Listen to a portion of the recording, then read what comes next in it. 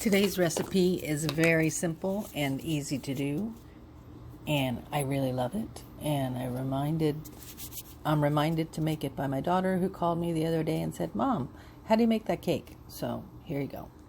The cake can be served on its own without any frosting. It's moist and delicious. You can just put whipped cream on it or fruit or anything else that you would do with an angel food cake. But my mom used to make this frosting for her angel food cake, and that's why I make it this way. I just recently noticed that the recipe for the frosting is on the side of the instant vanilla pudding box. So, interesting. But I don't make it the way they say to. The process for the cake is quite simple. Empty the cake into a bowl. Open the pineapples. Empty the pineapples into the cake mix and mix. It's going to foam up quite a bit because of the acid in the pineapples going into the cake, but just make sure you don't have any dry bits left over. I'm giving you this video to show you how often I screw up. I am not a baker, never claimed to be a baker. I screw up all the time. So I took out this bundt pan and put the cake in it, baked it, and it was a disaster. I overfilled the pan, it burned my oven, it spilled out onto the oven floor, and then when I took it out of the oven, it sunk completely and there was pretty much no cake there. So I started over from scratch the next day, and that's what you'll see next. Let me tell you how hard it is to find an angel food cake pan during a pandemic. It is not easy. So what I found at Joann's were these teeny tiny little angel food cake pans with the proper feet so that you can cool it upside down. So I just split the cake into two. I baked the cake according to the package directions, which I don't remember what they are, but they're on the box, so good luck. Then I take it out and cool it upside down like the box tells you to, and while it was baking, I made the frosting. As you can see, I learned my lesson and filled these pans only halfway. Although the frosting has way more ingredients, twice as many ingredients as the cake, it is still quite simple. You just empty the pudding into a bowl, add the pineapples, then your whipping cream, and then fruit of whatever kind you like. I like maraschino cherries because that's the nostalgic person in me. My mom used to put maraschino cherries in it, so I put maraschino cherries. I imagine you can use any fruit you like for a little color or flavor, whatever way you want to do it.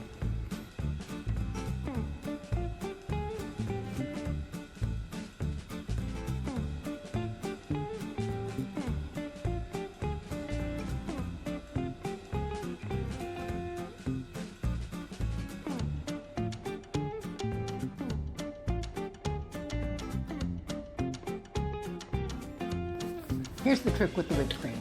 I learned while making homemade butter, like kindergartners do, that you can shake heavy cream when it's not ice cold, and it will become whipped cream and then butter.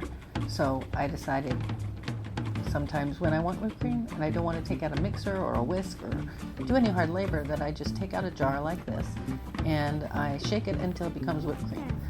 Regular speed, so you can see how quickly this actually happens.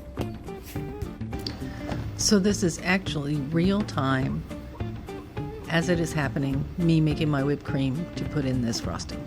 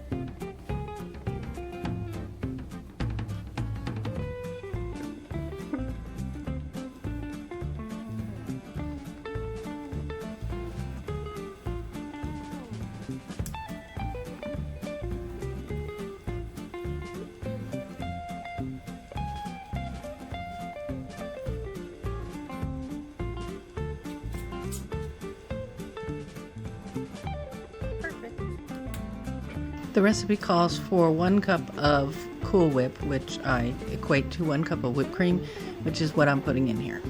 And then I chopped my cherries, basically just quartered them, and added them to the mixture and put it in the fridge.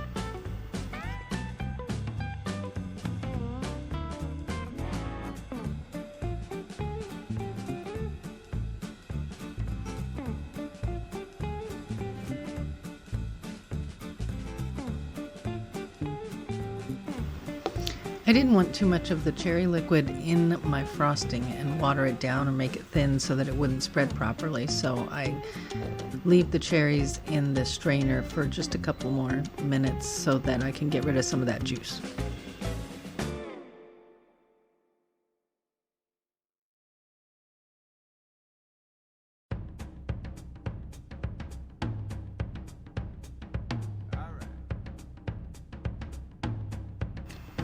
After the frosting mixture has sat in the fridge for about an hour, that's when I spread it onto the cakes and make sure it's as evenly as I can get it, because I'm terrible at frosting cakes. But that's the best I could do, and there you go.